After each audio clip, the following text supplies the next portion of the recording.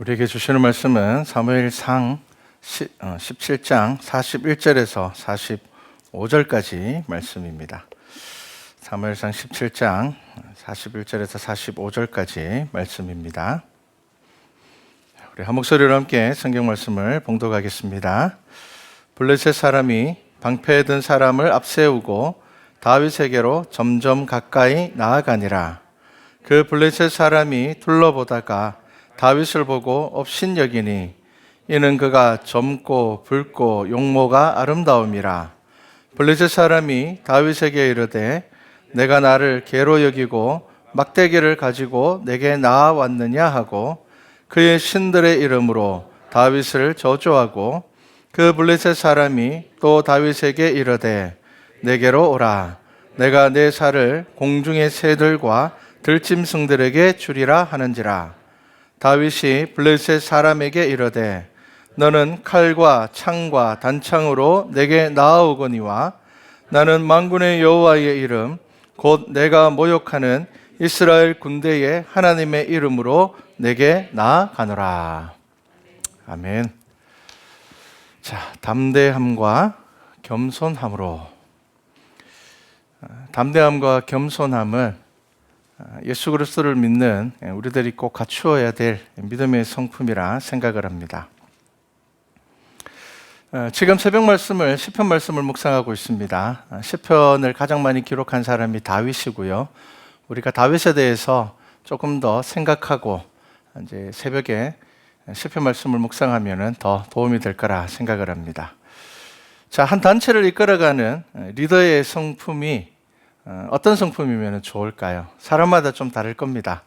좀 강한 카리스마를 가지고 있는 사람, 그런 사람이 리더가 되면 좋겠습니다. 그렇게 생각하시는 분들도 있을 거고요. 아닙니다. 좀 부드러운 사람, 사람을 좀 품어줄 수 있는 사람, 그런 사람이 리더가 되면 참 좋겠습니다. 그렇게 기대하시는 분들도 있을 겁니다. 시대마다 리더의 모습들이 조금 달랐습니다. 사회 질서가 좀 어수선하고 이럴 때는 강한 리더들이 등장을 했습니다. 그리고 그 사람들이 그 강한 리더십을 가지고 참 많은 일들을 했습니다. 그런데 시간이 지나면요, 그 강한 리더십으로 인한 부작용들도 참 많았음을 알게 됩니다. 그리고 사회가 좀 안정이 되면은 부드러운 리더들을 요구합니다. 그러면 부드러운 리더라고 해서 다 괜찮냐? 사실 그렇지 않습니다. 분명하게 방향을 정해주지 못함으로 인하여서 어려움을 겪을 때도 참 많습니다. 그러면 완벽한 리더의 모습은 어떤 모습이냐? 이 두 가지를 다 가지고 있으면 되겠죠. 강할 때는 아주 강하게 카리스마를 나타내지만 부드러워야 될 때, 품어야 될 때는 아주 따뜻하게 품어줄 수 있는 리더면 참 좋을 것 같습니다. 그런데 쉽지 않습니다. 한 성격을 가지고 있는 사람들은 있습니다.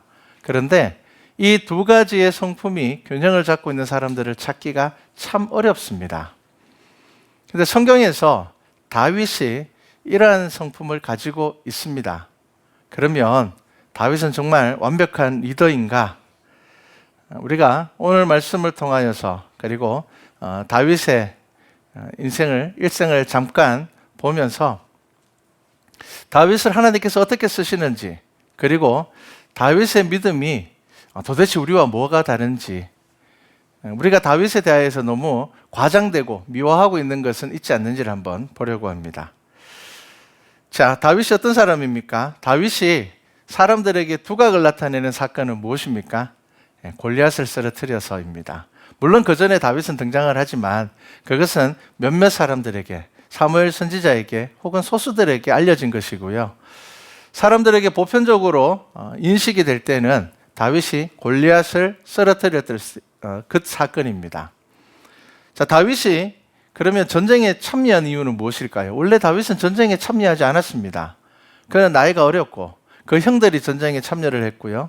다윗은 아버지의 심부름으로 형들의, 오늘날로 이야기하면은 도시락을 가져다 주기 위해서, 옛날에는 전쟁을 하면은 이 음식을 조달하는 것이 보통 일이 아니었거든요.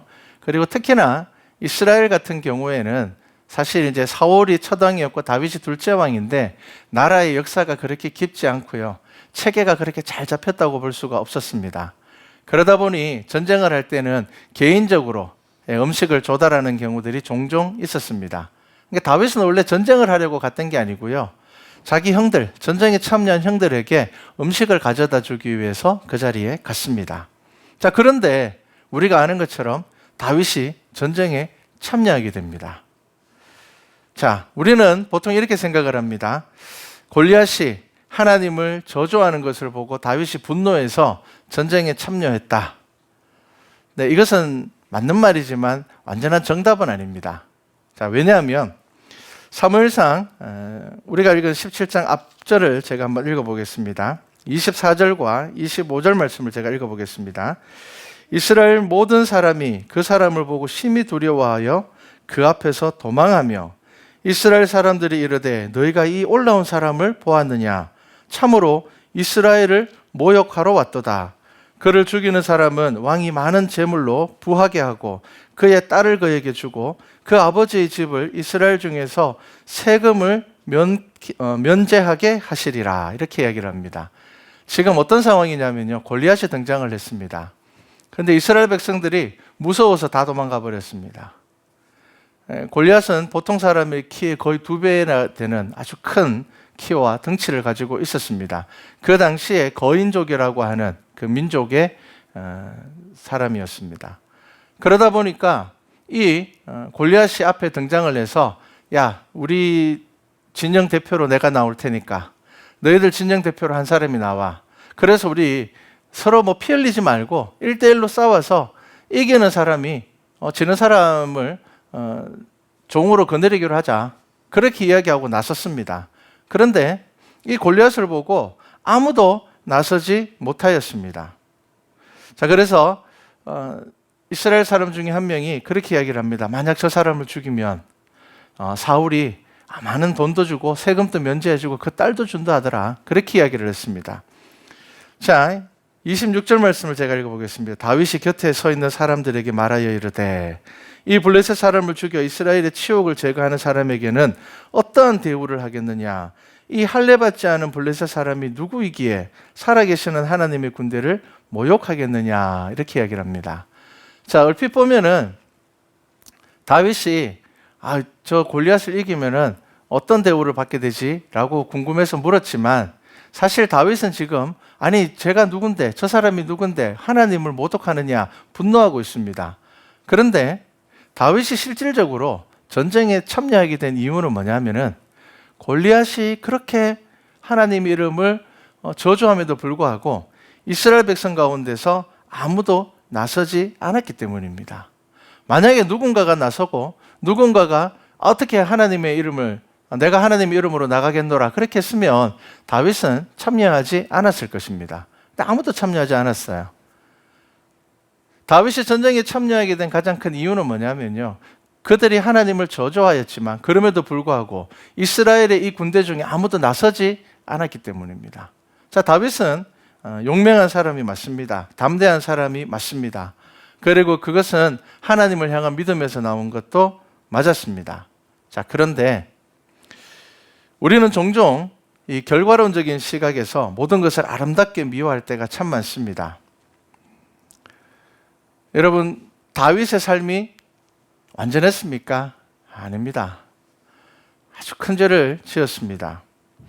우리가 새벽에 지난주에 읽었던 시편 3편과 4편의 말씀은 다윗이 자기 아들 압살롬에게 쫓길 때 그 상황 가운데서 하나님께 부르짖는 시편이었습니다. 여러분, 자식에게 쫓기는 왕이 성공한 왕일까요? 실패한 왕이 아닐까요? 왜냐하면 옛날에는 아버지의 권위는 지금과 비교할 수 없었습니다. 아버지의 말 한마디면은 자식들은 생명을 내어놓아야 되는 것이 당시 아버지의 권위였습니다. 특히나 왕족은 더했습니다. 왜냐하면은 이 왕족들은 이 왕위를 빼앗으려고 하는, 차지하려고 하는 그 암투들이 많았기 때문에 이 아버지 왕의 권위는 굉장했습니다.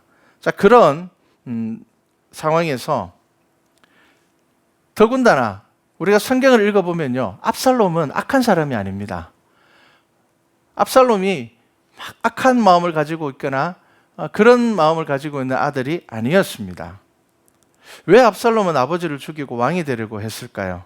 그 방법이 아니더라도 압살롬은 이미 왕자로서 왕이 될 가능성을 가지고 있었습니다. 그런데 압살롬이 왜 아버지를 죽이고 왕이 되려고 했습니까? 사무엘하 13장 말씀을 보면은 다윗의 아들 중에 마지인 암논이 어떻게 합니까? 압살롬의 누이인 다말을 욕보입니다. 그런데 이 택함받은 다윗의 가문에서 일어나서는 안 되는 그러한 일들이 벌어졌음에도 불구하고 다윗이 암논을 처벌하지 않습니다. 여러 가지 이유가 있었겠지만 일단 장남이라는 이유가 있었을 것입니다. 그리고 또 하나의 아주 중요한 이유가 있었는데 그것이 뭐냐면은 밧세바로 인한 죄에서 다윗이 여전히 자유롭지 못했기 때문입니다. 다윗은 용서받을 수 없는 죄를 저질렀습니다. 어떤 죄를 저질렀습니까? 자기의 충성스러운 종의 부하의 아내를 빼앗았습니다. 그것도 자기 죄를 덮기 위하여서 그 부하를 전쟁의 가장 위험한 곳으로 내어보내서 죽이게 했습니다. 청부살인입니다. 오늘날로 이야기를 하면. 여러분, 이 죄가 용서받을 수 있는 죄일까요? 용서받을 수 없는 죄입니다. 그는 나단 선지자의 말에 그는 자복하고 회개하고 애통하여서 용서를 받았습니다.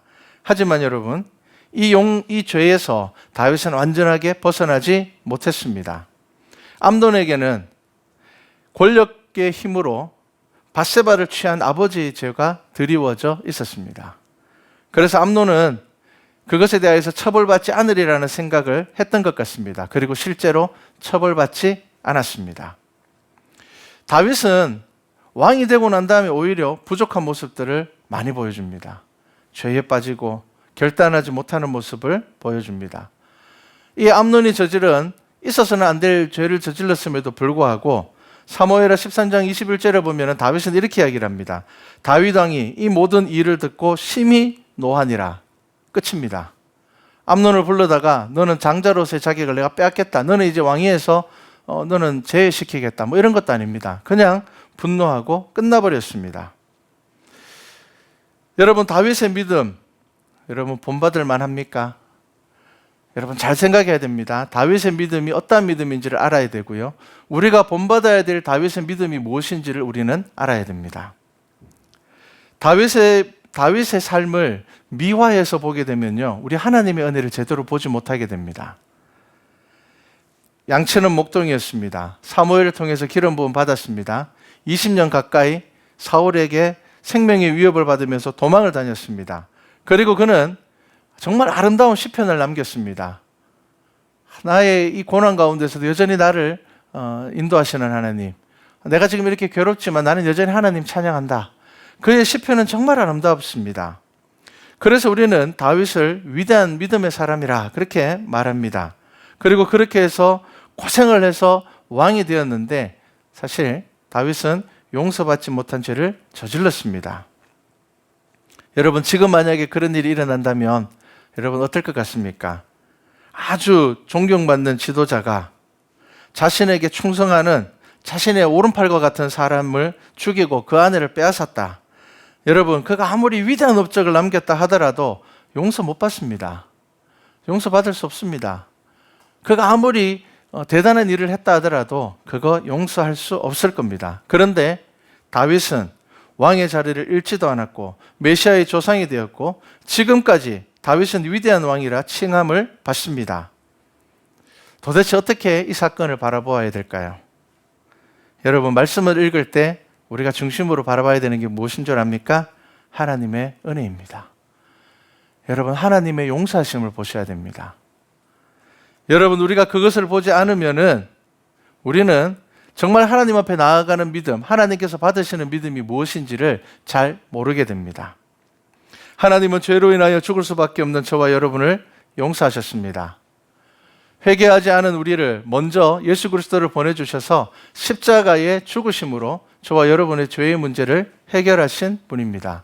어떠한 죄라도, 어떠한 잘못이라도 예수 그리스도를 주로 고백하고 회개하면은 하나님께서는 그 죄를 용서하시겠다 말씀하셨습니다. 여러분, 히브리서 8장 12절에 보면은 이런 말씀이 있습니다. 내가 저희 불의를 긍휼히 여기고 저희 죄를 다시는 기억하지 아니하리라 하셨느니라. 이렇게 말씀합니다. 여러분, 우리가 다윗의 사건들을 통해서 무엇을 봐야 되는 줄 압니까? 우리 하나님은 하나님 앞에 회개하는 자를 용서하시는 분입니다. 여러분, 사람은 다른 사람 용서 잘 못합니다. 용서한다고 해도 그 사건 머릿속에 늘 기억하고 있습니다. 그래서 다시 그 사람과 가까워지기가 참 힘듭니다. 나에게 정말 용서할 수 없는 죄를 지은 사람을 나는 다시 받아들일 수가 없습니다. 그런데 여러분, 하나님께서는 그러한 죄라 할지라도 진정으로 회개하는 자를 용서하시는 분입니다. 여러분, 그런 하나님이기 때문에 우리가 그 은혜를 바라보며 지금 나와서 예배 드리는 것입니다. 여러분, 이게 얼마나 큰 은혜이고 사랑인지를 보지 않으시면은 우리는 성경을 통하여서 하나님의 사랑을 깨닫지 못하게 됩니다. 우리는 성경을 통해서 자꾸 복을 보게 됩니다. 우리는 성경을 통해서 무엇을 봐야 됩니까? 죄사함의 은혜를 보아야 됩니다. 여러분, 다윗이 우리보다 나은 것 딱 한 가지 있습니다. 미워하시면 안 됩니다. 딱 한 가지 있습니다. 뭔 줄 압니까? 애통하는 철저한 회개였습니다. 여러분, 다윗은 딱 이거 한 가지였습니다. 다윗은 회개하는 사람이었고 철저하게 회개하는 사람이었습니다. 그래서 다윗은 밧세바로 인하여서 나단 선지자로부터 책망을 받았을 때 그는 자기 잘못을 모든 사람 앞에서 공개하고 회개합니다. 애통합니다. 그리고 밧세바와 사이에서 생긴 첫 아이가 병들어 죽어갈 때에 그는 하나님 앞에 7일 동안 애통하며 눈물로 기도합니다. 여러분, 그 당시에 왕은 회개하는 존재가 아닙니다. 왕은 신의 대리인이기 때문에 신의 권위를 나타내기 위하여서 왕은 법 외의 사람입니다. 법을 지키지 않아도 되는 사람입니다. 다윗의 믿음, 하나님께서 받으시는 다윗의 믿음 딱 한 가지가 뭐냐면요, 철저한 회개입니다. 여러분, 다윗의 사건들을 읽어보십시오. 그가 가장 많이 하는 기도, 가장 오래 했던 기도가 뭔 줄 압니까? 회개 기도입니다. 반면에 우리는 어떤 기도를 많이 합니까? 뭘 달라는 기도를 더 많이 합니다. 내 문제를 해결해 달라는 기도를 훨씬 더 많이 합니다. 여러분, 그 기도가 나쁘다는 것 아닙니다. 그런데 정말 하나님께서 받으시는 기도는 어떤 기도인가? 철저한 회개의 기도입니다. 여러분, 다윗은 죄가 드러났을 때 왕의 권위와 권력을 사용해서 그 죄를 묻으려고 하지 않았습니다. 다윗이 자신의 죄를 인정하는 것이 여러분, 신약 성경 마태복음 1장에도 드러납니다. 제가 마태복음 1장 예수님의 족보를 한번 읽어볼까요? 자, 제가 마태복음 1장 6절을 읽어보겠습니다. 이새는 다윗 왕을 낳으니라. 다윗은 우리아의 아내에게서 솔로몬을 낳고, 이렇게 이야기를 합니다. 여러분, 이 족보 이상하지 않습니까? 이게 지금 다윗 시대와 얼마나 멀리 떨어져 있는 족보 이야기입니까? 되도록이면은 이스라엘 백성들이 가장 존경하는 사람이 다윗 왕입니다. 그러면 과거에는 이런 죄를 저질렀더라도 다윗은 밧세바에게서 이렇게 이야기를 하면 될 텐데 어떻게 표현합니까? 우리아의 아내에게서입니다. 여러분, 죄를 숨기지 않습니다. 다윗은 자신의 잘못을 인정합니다. 나단 선지자를 통하여서 드러냈던 그 죄를 그는 자신의 왕의 권력이나 힘을 사용하여서 그것을 묻으려고 하지 않고 그것 앞에 온전하게 인정하고 회개하면서 나아갑니다. 그리고 그 회개는 예수님의 시대의 족보 가운데도 이 예수님의 마태복음 1장의 족보는 유대인들이 외우고 있는 족보입니다. 외우고 있는 족보예요. 그 외우고 있는 족보에 자기들이 가장 존경하는 다윗에 대해서 어떻게 기록하고 있다고요? 우리아의 아내에게서, 밧세바 이름 나오지 않습니다. 억울하게 죽임을 당한 그 우리아의 이름이 나옵니다. 여러분, 마태복음 3장 8절에 예수님께서 이렇게 얘기하셨습니다. 그러므로 회개에 합당한 열매를 맺고. 여러분, 회개가 무엇입니까? 하나님 잘못했습니다. 여러분, 이게 회개일까요? 여러분, 회개에도 합당한 열매가 있습니다. 나의 삶을 통하여서 나의 죄가 하나님께서 기뻐하시는 믿음의 열매를 맺게 하는 것입니다. 예전에 한 집사님의 간증을 보았습니다. 회개의 열매로 살아가시는 분이었습니다. 학창시절에 학교 폭력으로 많은 친구들과 후배를 괴롭혔던 분입니다. 고등학교 졸업하자마자 조직에 들어갔습니다. 그런데 이분이 나이가 40이 넘어서 예수님을 만났습니다. 우연히 만났습니다. 맨날 술 마시면 두들겨 패던 그 아내가 남편을 전도했습니다. 그 복음을 지금처럼 막 예수 믿으라 이렇게 전도한 게 아닙니다. 그렇게 두들겨 패고 두들겨 패는데도 늘 기도하는 아내를 보면서 어느 날 이 남편이 나도 교회 한번 나가볼까? 이러면서 교회 나온 거예요. 거기서 변화가 되었습니다. 회개하였습니다. 얼마나 눈물을 흘리면서 애통하고 회개했는지 모릅니다. 자, 그러면 그 회개에서 끝났느냐? 아닙니다. 이분이 회개의 기도를 하고 하나님 앞에 자신의 죄를 자복하고 난 다음에 그가 자신이 졸업했던 고등학교를 찾아가서 자신의 상황을 이야기하고 자신이 괴롭혔던 친구들의 주소를 다 알아냈습니다. 그리고 다 찾아가서 무릎 꿇고 용서를 구했습니다. 내가 돈 뺏은 거, 내가 너를 때린 거, 내가 너를 괴롭혔던 거 다 찾아갔습니다. 그런데 자기가 가장 많이 괴롭혔던 한 친구가 사업에 실패하고 자살을 해버렸습니다. 용서를 구하고 싶은데 용서를 구할 수가 없었습니다. 내가 하나님 앞에 회개했지만 이 찾아가서 다 용서를 구하고 싶었는데 단 한 사람, 내가 가장 많이 괴롭혔던 사람에게 나는 용서를 구하지 못했습니다. 이 집사님이 그때부터 어떤 일을 했는가 하면요, 가출한 청소년들을 위해서 살기 시작했습니다.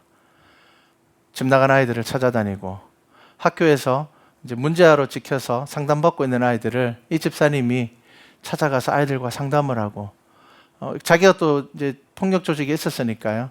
아이들을 보기에 겉으로 멋있게 보이지만 그 속엔 아무것도 없는 그 안에 상처만 있고 아픔만 있는 그것들을 아이들을 모아서 눈물로 기도하면서 아이들을 변화시켰습니다.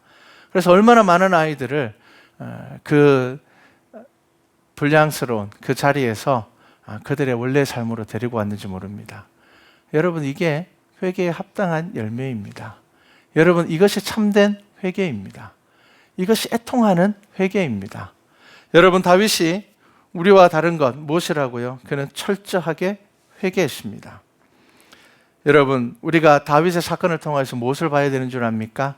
다윗의 그러한 죄도 용서하시는 하나님, 저와 여러분이 하나님 앞에 온전하게 회개할 때에 하나님께서는 저와 여러분의 죄를 사하여 주시는 분입니다. 여러분, 다윗이 어떻게 하나님 앞에서 담대할 수 있었습니까? 하나님께서 나의 죄를 용서하시고 나와 함께 하시기 때문에 다윗은 담대한 믿음의 사람이 될 수가 있었습니다. 그럼 한편으로 다윗은 어떻게 겸손한 사람이 될 수 있었을까요? 하나님 없으면 아무것도 아닌 것을 깨달았기 때문입니다. 무엇을 통하여서요? 회개를 통하여서입니다.